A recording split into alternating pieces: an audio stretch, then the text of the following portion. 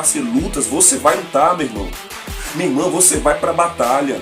Mas deixa eu te dizer, o seu foco verdadeiro é a palavra que diz que você vai ter vitória. Então deixa eu te dizer, não se preocupa com a vitória não, se preocupa com o processo, porque a vitória está garantida se você vive o processo. O que é o processo, pastor? As etapas que eu tenho que viver, as verdades que eu tenho que reconhecer, aquilo que eu preciso confessar, o tratamento que eu tenho que me submeter, as pessoas que eu tenho que procurar, pessoas que eu tenho que ajudar, pessoas que eu preciso de fato repartir, coisas que eu não tenho feito, que eu sei que eu tenho que fazer. Você tem que fazer o que tem que ser feito, meu irmão. É assim. É simples assim.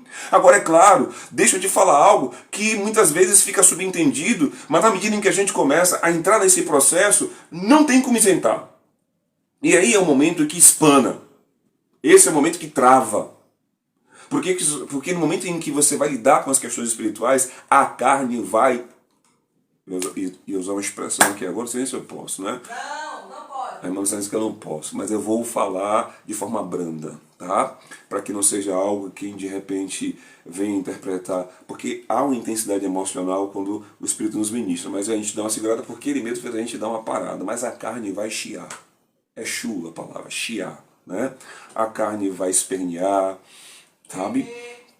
A carne vai argumentar, vai trazer relativizações de que não é bem assim. E é justamente o fato de você não enfrentar a dor que te liberta, a dor que te desperta, faz você então caminhar dentro de um processo mental de escassez, um processo mental de fragilidade, um processo mental de mimimi, como diz a irmã Luciana, um processo mental, meu irmão, de vulnerabilidade crônica, que todo o tempo você está fragilizado, fragilizada, ninguém gostar de mim, ninguém ligar para mim, e é o tempo todo se preocupando com o que o povo pensa, ao invés de guardar o que Deus falou a seu respeito, porque a sua vida tem que ser guiada pela palavra de Deus.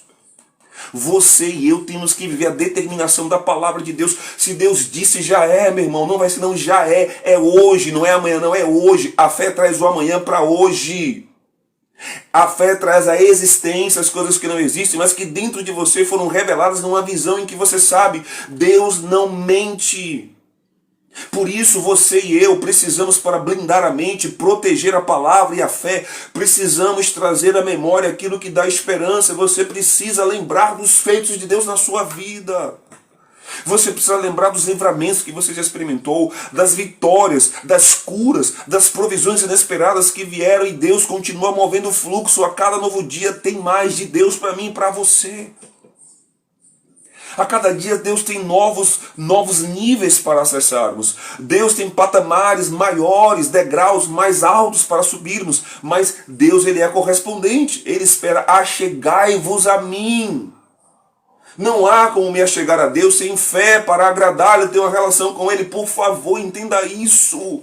Só podemos agradar a Deus pela fé, meu irmão. E fé não trabalha, queridos, argumentos. Fé é uma convicção. É uma certeza, é uma convicção. É como se você dissesse: olha, sem convicção é impossível agradar a Deus. Sem certeza eu não tenho como agradar a Deus. Eu só posso agradar a Deus me aproximando dele com convicção, cheio do que ele diz, do que ele fala. Ainda que carregando feridas, ainda que carregando marcas, eu não retrocedo, eu não paro. Eu vou para Deus e nele eu me renovo, nele eu me fortaleço, porque aqueles que esperam no Senhor renovam as suas forças, sobem alados como águia, correm e não se cansam, caminham e não se fatigam, ou seja, não são passivos.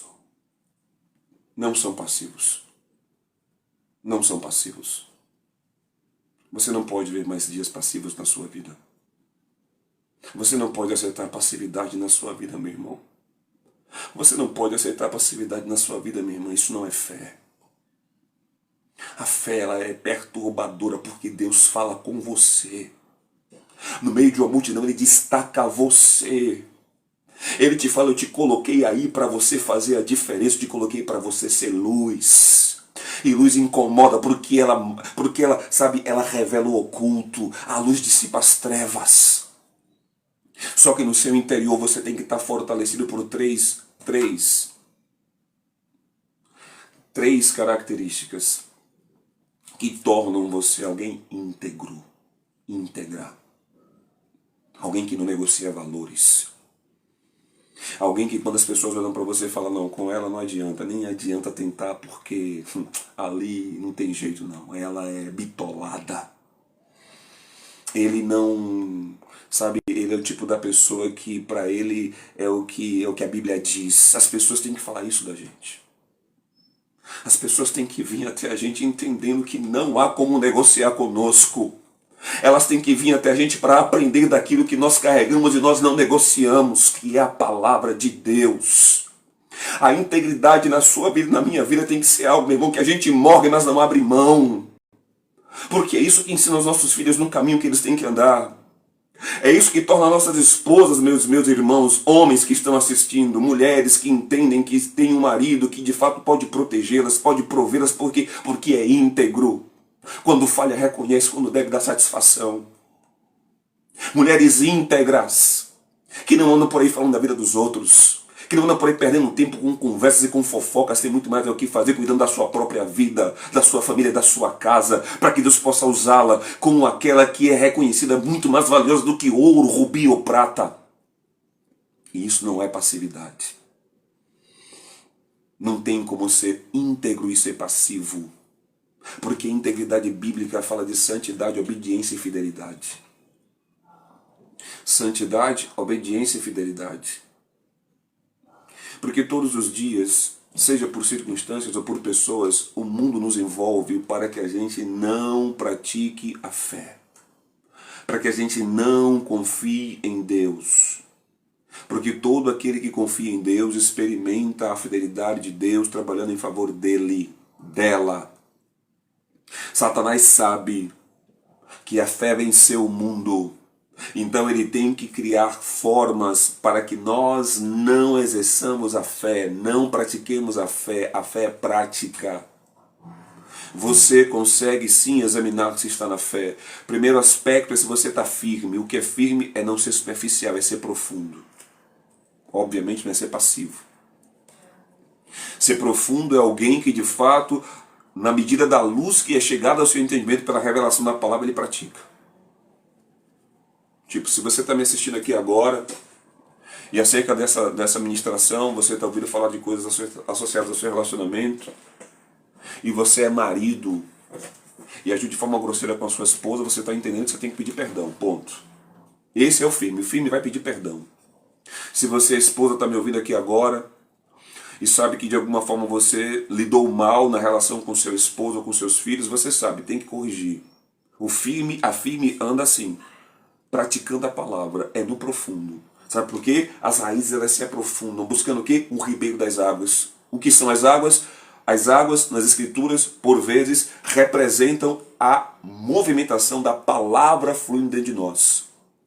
O Espírito Santo, que revela a palavra fluindo dentro de nós. E, obviamente, se o Espírito é santo, ele te coloca em santidade, que é o caráter de Deus. Sede santos como eu sou santo.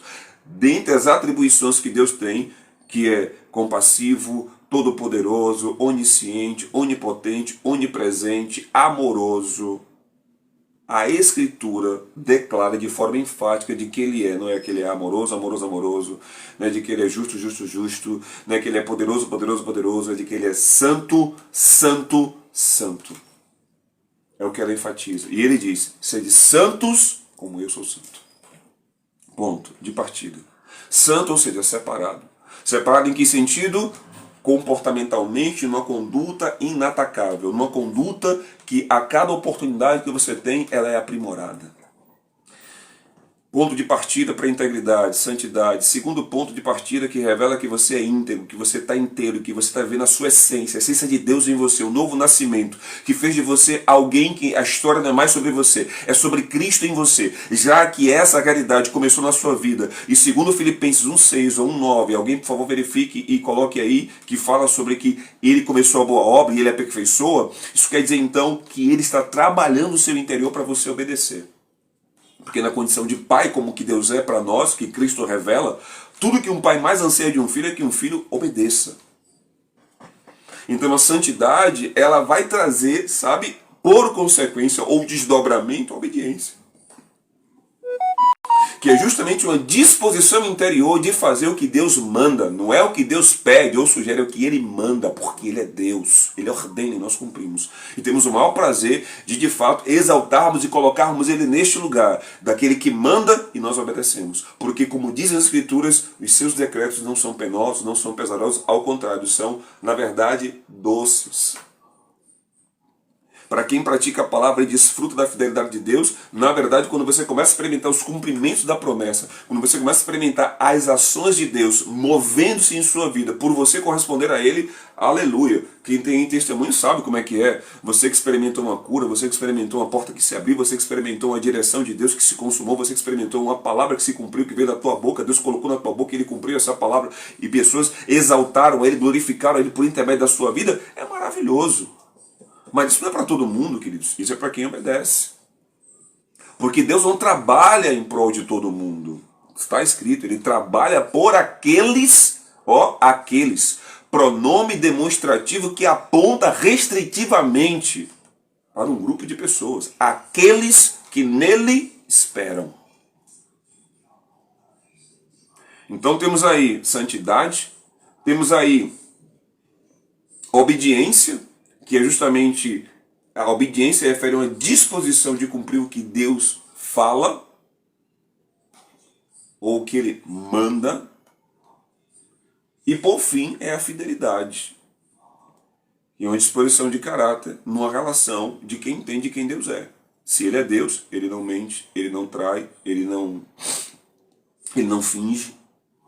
Então a nossa fidelidade é uma resposta à fidelidade de Deus. Filipenses 1, meu irmão, 1,6 ou 1,9. Sabe? Essa é a realidade.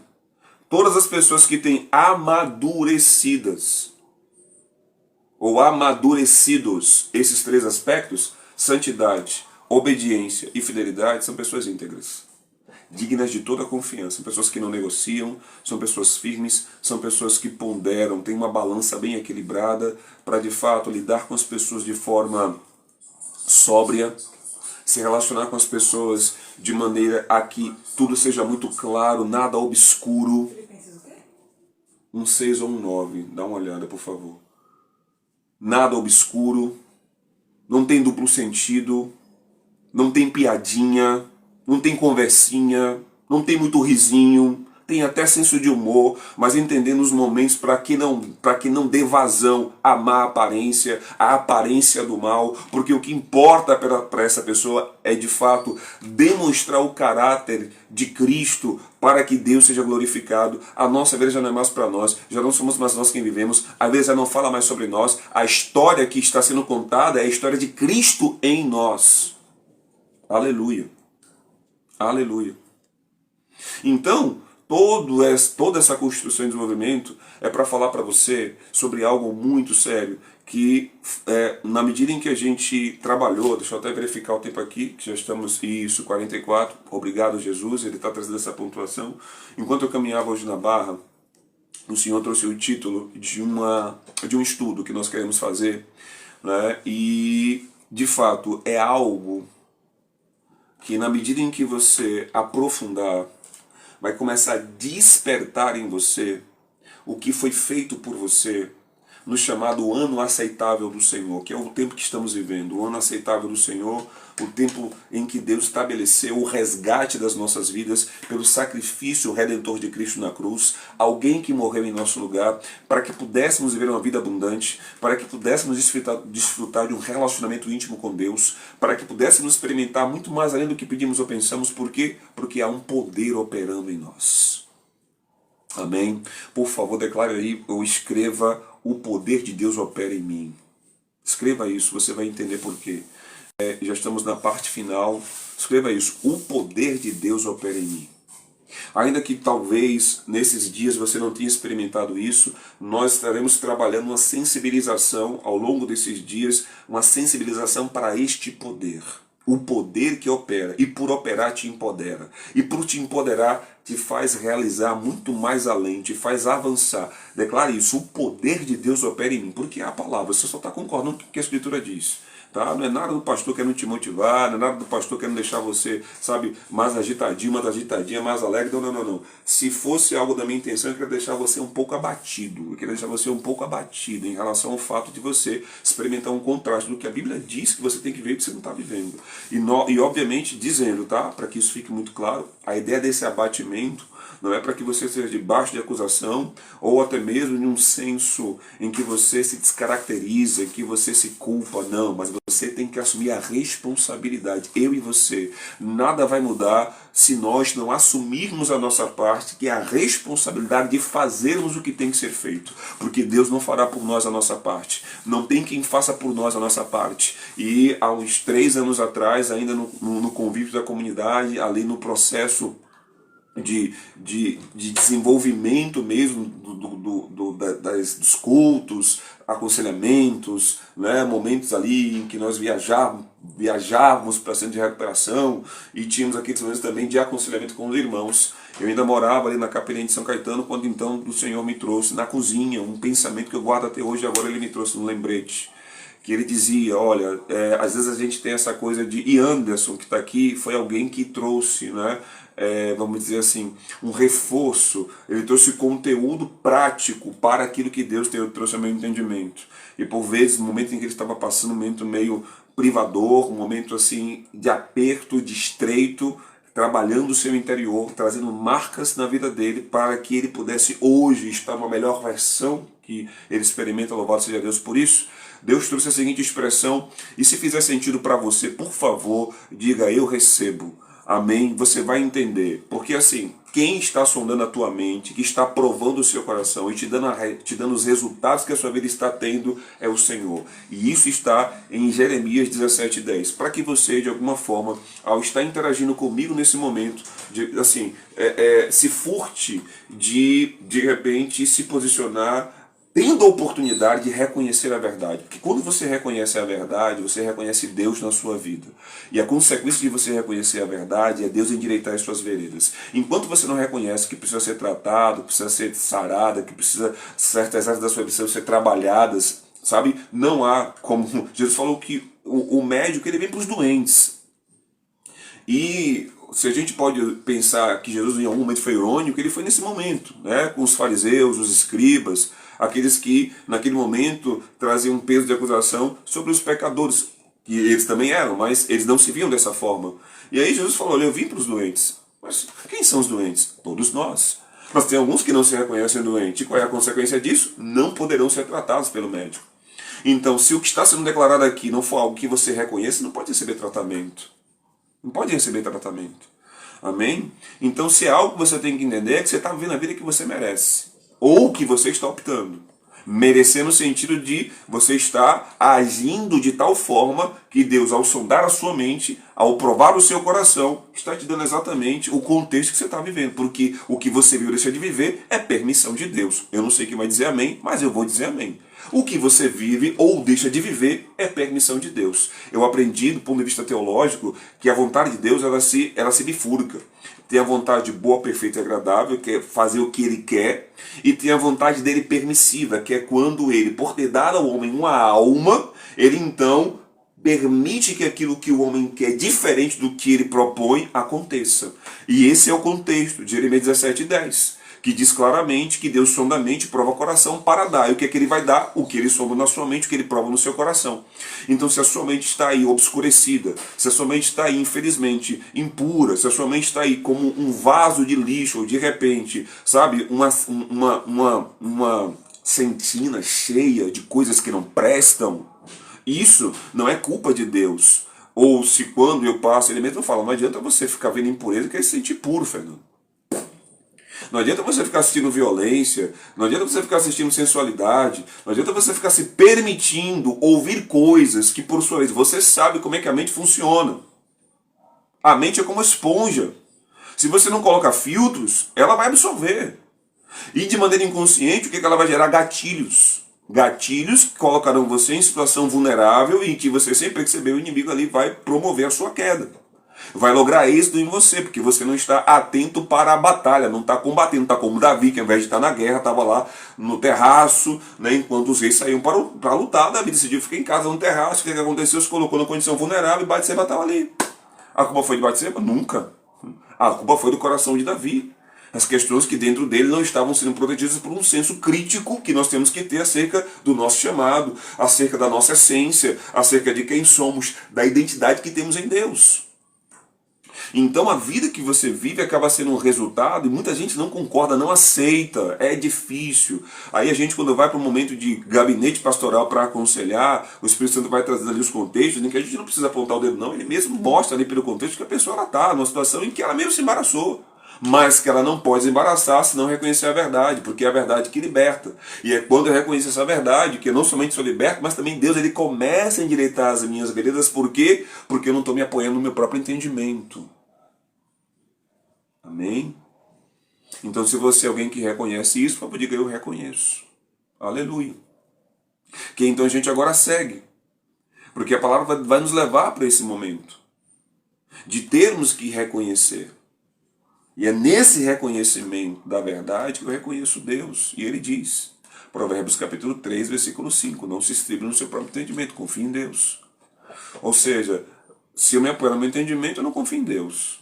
Se eu confio em Deus, eu não me apoio no meu próprio entendimento. Sabe, as duas coisas, uma anula a outra. E ele segue. Para aqueles que confiam em Deus, o que vai acontecer? Vai reconhecê-lo nos seus próprios caminhos. Porque quem não reconhece, ou melhor, quem não confia não reconhece. E por não reconhecer, vai ter as veredas tortuosas. Vai ter a vida financeira bagunçada, porque não reconhece Deus. Vai ter o caso bagunçado, a criação dos filhos bagunçada, vai ter a relação bagunçada. Porque quem reconhece a Deus, irmão, reconhece a verdade. Aí sabe que tem que dar o braço a torcer, tem que pedir perdão ao esposo, pedir perdão à esposa, tem que chamar o filho para conversar, tem que assumir para o filho e para a filha que falhou, tem que reconhecer a falha, tem que buscar um tempo de oração, um tempo de jejum, tem que buscar um tempo de alinhamento. E é nesse processo que Deus começa a trabalhar o quê? A correção das suas veredas. Porque a palavra diz: chegai-vos a mim e eu me chegarei a vós outros. No dia de hoje, o Senhor está nos chamando para que possamos dar uma resposta. E eu não sei que resposta que você vai dar para Deus, ou que você já está dando para o Senhor. Porque eu acordei muito cedo para justamente buscar corresponder a Ele. Porque muitos são chamados. Mateus 22, 14. Mas aí eu gostaria que você completasse aí, por favor. Muitos são chamados. Você que está participando, você que está correspondendo, você que está intencionalmente nessa programação assistindo esse momento de aula, complete esse versículo com base no que você sabe. Muitos são chamados, e eu coloco agora reticências, e você completa. Amém? Vou aguardar os irmãos completarem. Estou na aula agora. Estou agora intencional. Estou na sua intenção agora. Já para a gente já seguir para a conclusão. Pronto. Anderson já colocou o que ele aprendeu. Mas poucos participam. Aleluia. Né? Ele já foi para a conclusão. Mas amém. Muitos são chamados. Mas do que é que, o que é que Mateus 22, 14 diz? O que é que está escrito lá? Que quando você abre a sua Bíblia, o que é que está escrito lá? Agora é a hora da aula, sabe? É a hora que o professor começa a interagir com a turma para entender daquilo que ele apresentou metodologicamente, o que é que o povo está absorvendo, o que é que está entendendo, para ele então poder fazer os devidos alinhamentos para o final da aula. Então você tem que participar comigo, não esteja aqui jogando tempo fora. Por favor, pega aí seu celular, digita aí no seu chat. Muitos são chamados. Qual é a correspondência que está na sua Bíblia? Qual é a sua versão? A Almeida, revisada, corrigida? A nova Almeida atualizada? NTLH, NVT? Qual é então a sua versão? O que é que diz aí na sua Bíblia? Ou o que está no seu coração que você já guardou esse versículo, como que eu tenho no meu coração? Né? Mateus 22, 14. Como é que está aí para você? Pronto, a irmã Marta. Não terminando, são 55 minutos. Mas aqui não termina assim não, porque aqui no Instagram aqui é Facebook. Mas já vamos terminar. Eu tô a irmã Luciana, a diretora dos bastidores, né? Vai terminar o tempo. Mas é o povo. É o povo, irmã Luciana, é o povo. Estou esperando o povo corresponder. Estou agora com produção na sala de aula. Se você quer chamada, cadê Jeane? Cadê que eu não vi Jeane colocar nada ainda? Né? Quem mais? Larissa tá com Jeane aí. Cadê Jeane colocando aí? É o que, Jeane? Mateus 22, 14. Diz o que aí? Cadê a irmã Luciana? Cadê a irmã Lucília? Eu não tenho como digitar não, Ah, é, não tem. A irmã Lucília já colocou ali, pronto. Muitos são chamados, mas poucos são salvos. Poucos correspondem, poucos são escolhidos. Lene Carvalho, Deus abençoe a sua vida aqui, minha irmã, né? Cadê a irmã Jeane? Cadê a irmã Jeane Hermógena? Por favor, cadê a irmã Jeane? Aí, é como se estivesse na sala de aula agora, todo mundo fala, Jeane, cadê você? Escreve aí Jeane, por favor. No seu chat aí, escreve Jeane, Jeane, cadê você? Só estou aguardando a Jeane, irmãos, para poder continuar, viu? Tá ali, sim. Jeane Hermógena, estou aguardando ela para a gente desfechar aí. Muitos são chamados. Aí você que está na sala de aula, chama ela aí. Cadê Jeane? Bora, Jeane, participa. Estou aguardando você, minha irmã. Né? Então, muitos são chamados, mas poucos. Pronto, ela apareceu. Ela está aqui sim. Ó, essa é uma bênção na minha vida, irmã Jeane. Irmã Jeane está com Larissa aí acompanhando. Aleluia. Poucos são escolhidos, irmãos. Então, olha só. Percebe bem, até eu, né, até o dia em que fazendo estudo encontrei uma versão, né, que se apropriou do grego para trazer um desdobramento, para expandir a compreensão. Quem ouve essa passagem diz assim, né, Deus... Ah, momento 2 de Jefferson, foi mal, Gel, beleza, mas enfim, eu tinha que te cobrar, né, minha irmã? Aleluia, sabe que você faz parte do processo, amém. Mas então, o que acontece? Quando a gente lê, muitos são chamados, mas poucos são escolhidos, a gente pensa que de forma unilateral, isso, pastor, somente o lado de Deus, é Deus quem escolhe. Exemplo, eu quero Jeane, não quero Lene. Né? Eu quero Anderson, vou deixar Marta de lado. Né? E ali escolhas, porque no momento em que eu escolho, eu tenho opções para fazer uma escolha. Quando eu faço uma escolha, eu ganho aquilo que eu escolho e abro mão daquilo que eu deixo de escolher. Eu acho que isso é claro para mim e para você. Esse é o processamento lógico, natural sobre escolhas. Porém, para Deus, meu irmão e minha irmã, antes de você receber a palavra que vai dirigir a sua semana e que vai trazer uma programação para a gente se encontrar essa semana aqui, seja no Facebook ou no Instagram, eu preciso que você entenda isso. Lene colocou que são os dias de estudo online. Minha irmã, por enquanto, assinam os domingos. Mas essa semana que a gente vai começar aí uma mobilização, uma campanha, teremos mais dias de estudo. Então, se você estiver acompanhando aqui a nossa timeline do Facebook, você vai encontrar lá as postagens que vão falar os horários e em que horário vamos estar no Facebook, em que horário vamos estar no Instagram. De repente a gente também tem lá uma conta no TikTok, talvez a gente possa estar no TikTok. Então, pode ficar atento aqui na timeline do Facebook, que a senhora vai ficar ciente da nossa agenda dessa semana. Pois bem, então vamos lá. Então, como eu estava falando, no momento em que você processa escolhas do ponto de vista humano, né, do ponto de vista daquilo que é natural, né, escolhe entre as opções que lhe é apresentado. Pois bem, mas Deus, o irmão Anderson já colocou aí a resposta, que foi justamente um estudo de anos atrás que fizemos na comunidade. Deus é assim, irmãos. Perceba que Jesus ele constrói a narrativa da seguinte forma: muitos são chamados, tá? Não precisa escrever não, mas eu só gostaria que de forma didática você falasse onde você está chamado. Só falar, né? Chamado. Só a título de você se conectar comigo agora. Chamado.